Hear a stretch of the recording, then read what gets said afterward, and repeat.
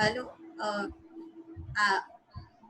this is a platform for all the homeopaths who have been the authors in the book, which is yet to be released, uh, handling autism with homeopathy as well as other adjunctive and therapies. In that series, we have already six webinars. This is sixth webinar by Dr. Anjali Umarjikar, who is a trained yoga therapist. She is a homeopath of more than almost 20 years of experience, 20 years also experience, and more than 15 years of experience in yoga as well. She has studied yoga in multiple disciplines, and she has integrated, and she has been individualizing according to the needs of the her candidates. So she is a very unique type of doctor, I can say, because you may not come across such a doctor again. Maybe I haven't come across it. So right combination of homeopathy and yoga. Let us see how we will how she goes about cases, especially ADHD and autism, and how she treats them with homeopathy, with added yoga therapy for more benefits, and we can adapt the same. Uh, yes, we'll start. I will wait for the thing.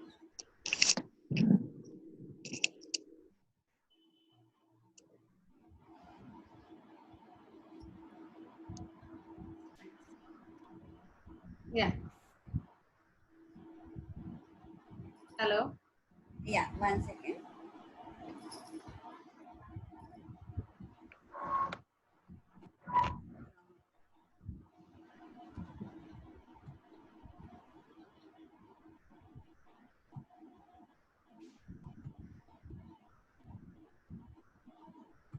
Yes, Anjali, you can start. Yeah. Yeah. See, lot of appreciation I heard from Dr. Rekha. Actually, Rekha herself is a really good friend of me since so many years. I feel not alone 2 and 3 years actually. So really appreciated her and given me opportunity, Dr. Rekha. Thank you so much, and thanks to IHRC also. Okay, so I'll start with my yoga therapy intervention with the homeopathic remedies. How we have treated, you can say, some of the children we have treated, and still it's a challenging process. We have started treating also now. Currently, so many children autistic, ADHD. So this is a I'll start now. As you know, the homeopathy, how it works, many patients, they go with the many therapies actually. So like how you people know about those things, like occupational therapy, behavioral therapy, speech therapy, like this yoga therapy is also there, and how it works. I wanted to explain about that, really how yoga magically works for these children, although it is challenging. See, as you know, the homeopathy, how homeopathy treatment is effective for ADHD, but ASD is a neurodevelopment disorder. So that affects social interaction, communication, learning ability. So because of that, it leads to restrictive and repetitive behavior. As you know, everything, even though I'm just small brief idea I'm giving, because then I can clearly tell you about yoga therapy, how it helps in the social interactions, communication, and even LD also, learning ability. So even research suggests that the both genetic and environmental factors play a key role. Homeopathic treatment for autism is giving really encouraging results. I in this last session, I'll show you some of the patients' photos and videos also. So initially, I will just explain about yoga. How yoga? What is yoga? Everybody knows little bit about yoga. I know that, but even though I wanted to tell you, so yoga is a Sanskrit word. It is known as yuj, Y-U-J. So it's a join. What is mean by joining? What is the meaning of the joining word? It's a physical, mental, and spiritual practices and disciplines which originated in ancient India. Now, because of Ramdev Baba, you can tell, because of many yoga centers like here, Krishnamachari, Bangalore, SYC. So many centers now opened, and they wanted to introduce, not alone introduce, they wanted to tell you how yoga helps in your life. So that has become an important part of our life. The purpose of yoga is mind, body, and the spirit into harmony through the various exercises. It is not alone exercises. Yoga is joining. What joining? The mind, spirit, and body. It's a harmony, into the harmony between through the various exercises. So yoga has effective treatment for many diseases, including neurological disorders.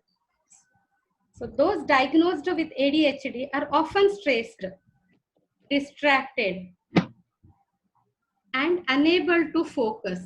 So significant post-intervention improvements were noted in research studies in yoga practices, acting as calming technique during episodes of behavioral escalation. See, I have given small introduction of yoga. How yoga word joins our mind, body, and spirit. So into harmony through the various exercises. See, what I understood, normally we treat all diseased people, like doctors, especially doctors treat diseased people. Means what? Like sciatica, lumbar spondylosis, many diseases like this that we can, with the yoga intervention, we can treat those diseases.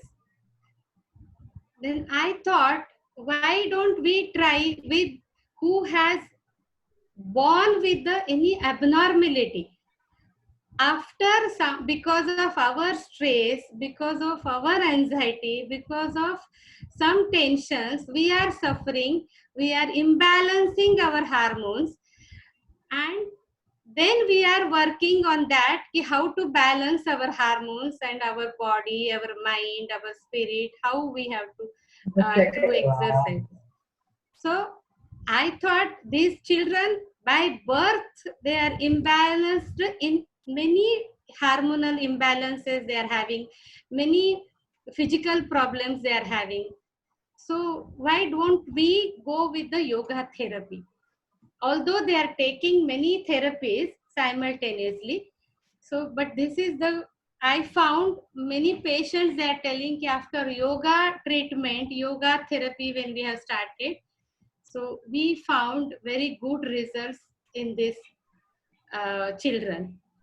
So then I thought, when I started with Alpha to Omega, when I used to go, then many therapists used to come there and they used to uh, teach occupational therapy, speech therapy, and then they go. Then sometimes that dance therapy, after that my period used to be there. Then after dance therapy, they are so enthusiastically, they will explain first about dance therapy. Then I thought about yoga also, might be they will enjoy. Then I started teaching asanas with the dance, and really it was so helpful. That feedback was so good. And even they're mentally also they're feeling so calm after yoga.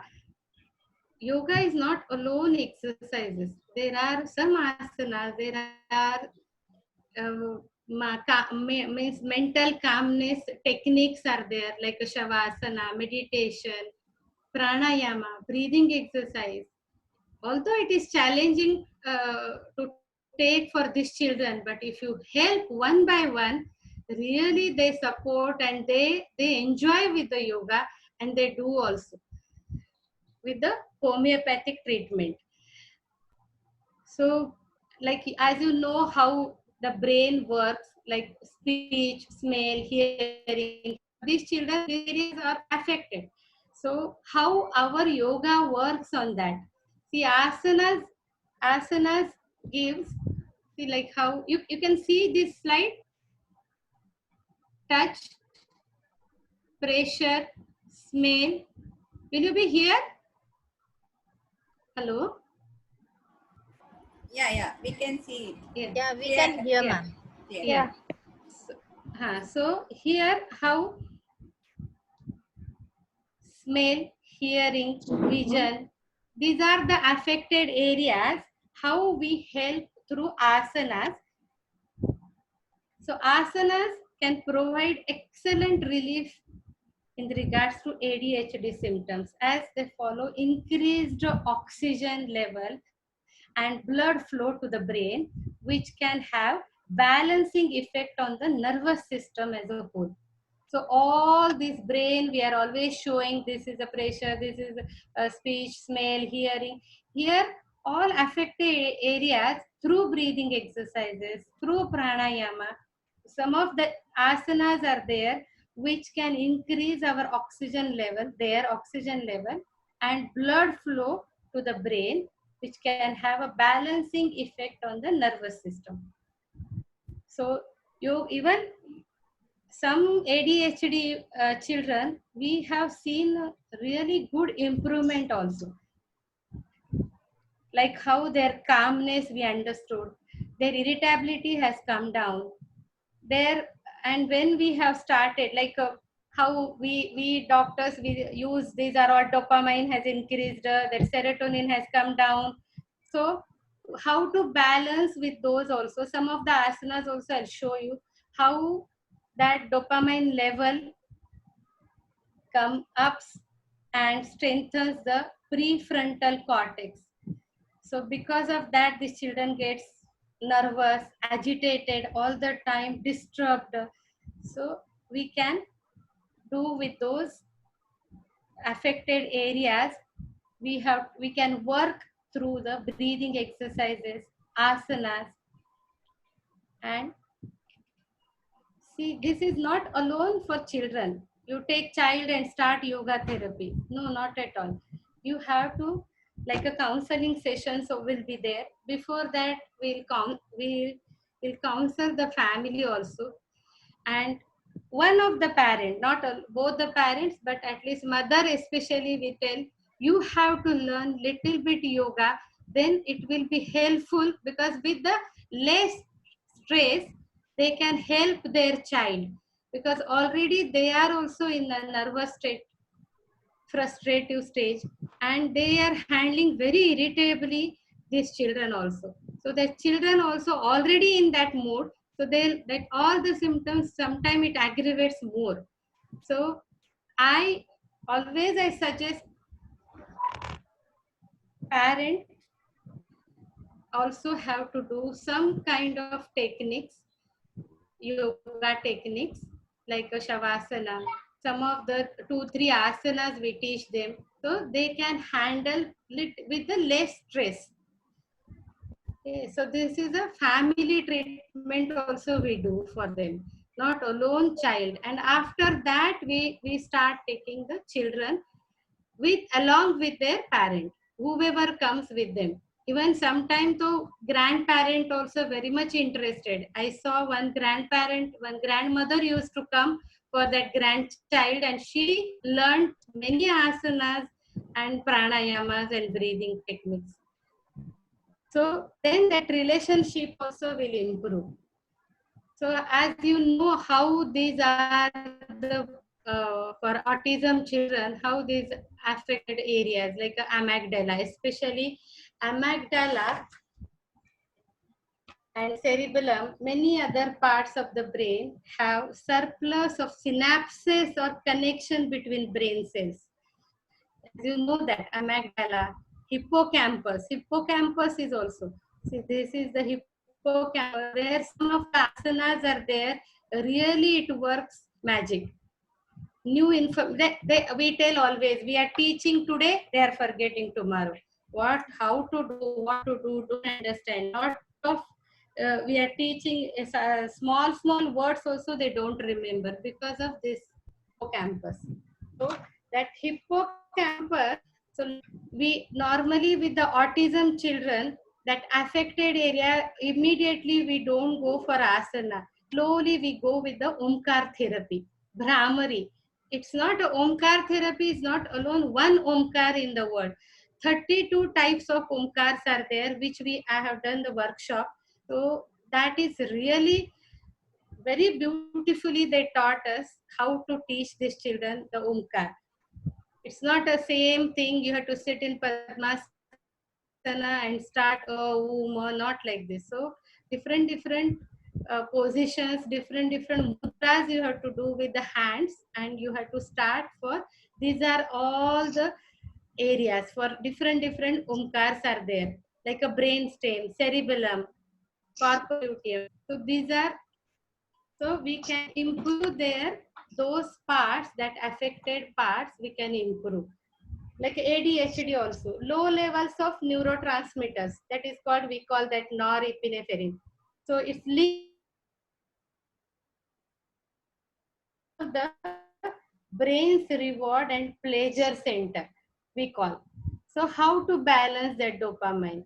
We will labelize, no, he's irritating, he's all the time laughing, especially laughing, clapping, unnecessary clapping.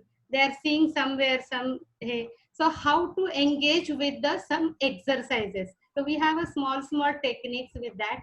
We tell key parents also can enjoy and children also can enjoy. So these are the affected areas. So how I told about neurotransmitter abnormalities.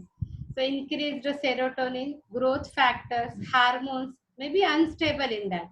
So but studies shows an increase and decrease in stress retards neuron growth in the hippocampus, associated with memory, helping in explaining why anxious ASD children have difficulty in learning. So, stimulation exercises, environmental enrichment, all help increase hippocampus cells.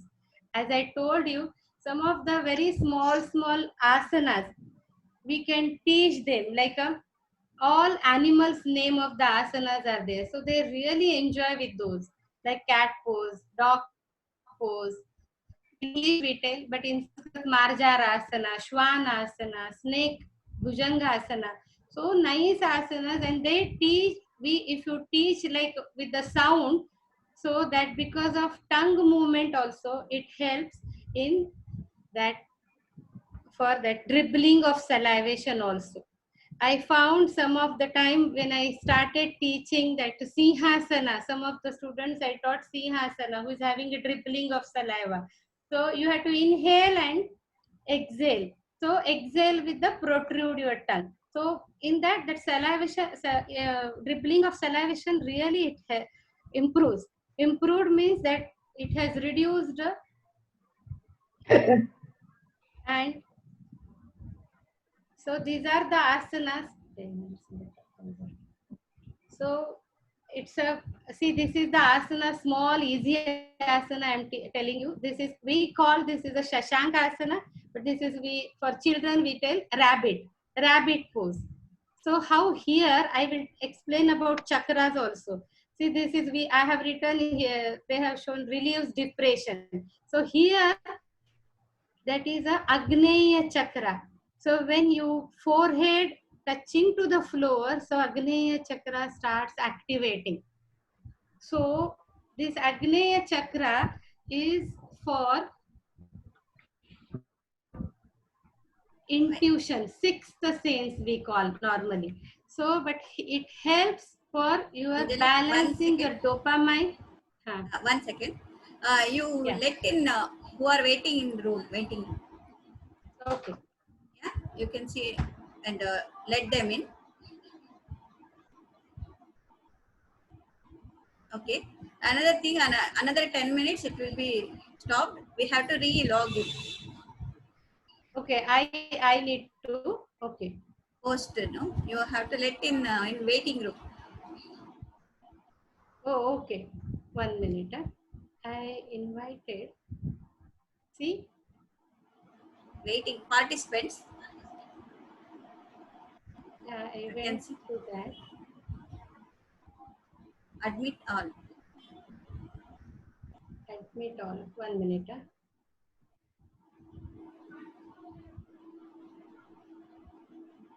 Just 1 minute. Yeah, please.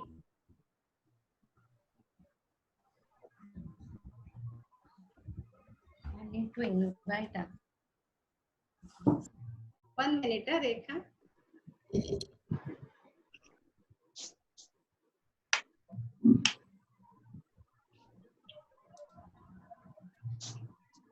It's okay? Hello?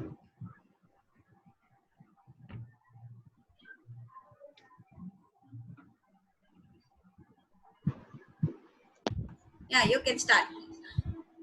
Yeah. So I was telling about this Shashanka Asana, that is a rabbit pose, where we tell children this is rabbit pose. So they do happily, rabbit means. So this is, here we have written relieves depression. Why? Because see, this frontal headache is touching to the floor. Where is the Agneya Chakra activates. Chakra, I will tell you after this slide. So this Agneya Chakra activation means it's a actually this chakra is known to be for sixth sense and intuition. But how it affects to your depression also, how it reduces your depression. So here that dopamine, serotonin, all chemical reactions are imbalancing always in these children. This can balance through this chakra, because this chakra activates. So simultaneously he will push to the Sahasrakara chakra also, where it is in the vertex region. So this is a rabbit pose, Shashankasana.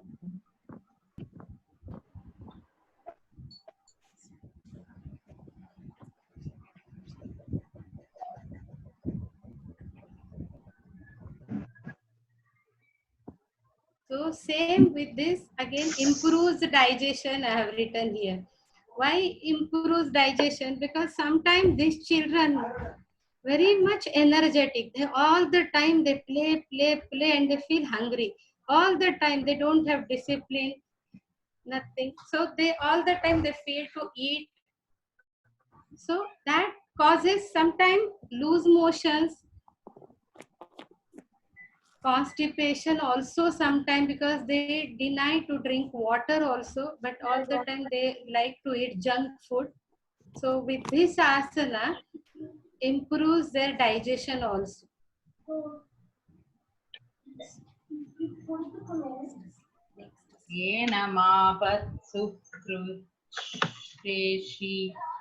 Like that, one more asana I am showing. This is a Shavasana. This is a relaxation technique. It's a basic Shavasana. Here also so many types of relaxing asanas are there. So this is a Shavasana. Shavasana helps to remove stress and anxiety, increase their focus of mind and concentration, stimulates the thyroid and pituitary gland. How everybody knows about this, how it works on emotions, sensitivity. So stimulates the thyroid and pituitary gland.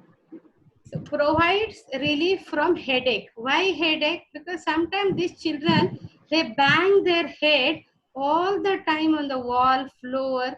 So they they they don't understand they're having headache, but they just cry. They start crying and complaining about something different. So you need to understand. You have to, anyway, we all homeopaths take history. So according to that, we understand why they are crying and all. So according to that, we can suggest the asana also. So these are the benefits of Shavasana. Like how I mentioned you about chakra while explaining about a rabbit pose, like a Shashankasana. See how chakras part is a very important in asanas, even meditation also. The chakras, we yoga therapists, we tell if these chakras are blocked, so you are suffering with, these are the problems. Like we tell, like homeopaths will tell, yeah, okay, no, this is because of your indigestion. You are suffering with this acidity problem. You met with an accident after long last so hey long back, so you are suffering with a knee pain. Your arthritis you are having, like this we tell patient and we give, like you are having lot of stress, so because of that you are suffering with migraine. But as a yoga therapist, we always think about this, the chakras. These are the chakras, and chakra will start from here, first, second, third. Which chakra is blocked? According to that, we tell patients. In normal patients, we tell, like I'll tell you about normal patients, like a not a special children. This is the first chakra, like a base of the spine. If this chakra is blocked, so this patient will tell about, complain about sciatica, lumbar spondylosis. So this chakra gets blocked. So according to that, we explain, we suggest them some asanas, then they get relief with those asanas. So in these children, even autistic children also, some of the children, they are not able to walk properly. They will just sit and clap, laugh, some agitative things they do. So for those children also will give that blockage will be there. That is a sacral chakra. We call the base of the spine. Adrenal gland is there, so it gives a confidence, courage, strength. Because of those their problems, they are having a lot of